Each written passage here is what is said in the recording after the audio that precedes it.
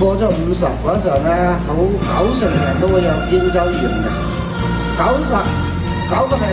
你過咗50歲都有㗎啦，或者有啲70歲先有。咁啊睇醫生又比較辛苦，又係針灸按摩都唔好。咁我哋已經有15年嘅實驗，而家得出結論啦，包好唔使錢，只要你做就得㗎啦，好簡單。快嘅就3個星期，慢咧就3個月，100%會好，就唔使1分錢。好啦，而家我哋做，好簡單嘅。嗱，隻手拍，就咁拍個手啫，就咁簡單。因為我哋手有3陰3陽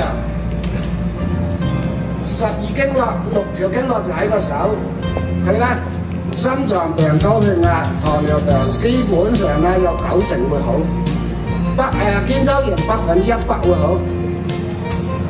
初咧，如果你嚴重咧就咁樣做啦，係嘛？即係好嚴重嘅，有啲人就咁樣啦，有啲更加嚴重嘅。好啦，你拍到最後啦，就咁啦，隻手伸直去，一定係直嘅。咁如果你體力夠咧，就腳踭離地趌起，保持間唔喐。咁樣做嗱，我而家做啦，打落嚟，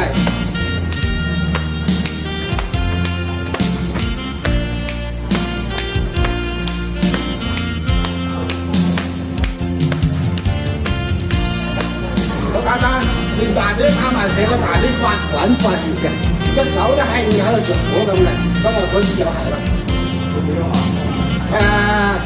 先做36下，跟住就鬆開隻手頭啦。